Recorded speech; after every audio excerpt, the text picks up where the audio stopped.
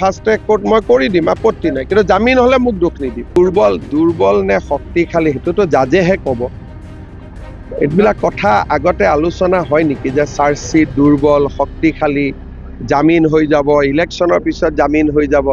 তাৰমানে এই মানুহবিলাকৰ মানসিকতাটো কিমান নিগেটিভ আপোনালোকে চিন্তা কৰক। কাৰণ এওঁলোকে জীৱনকালত জুবিনকতো সন্মানেই নকৰিছিল।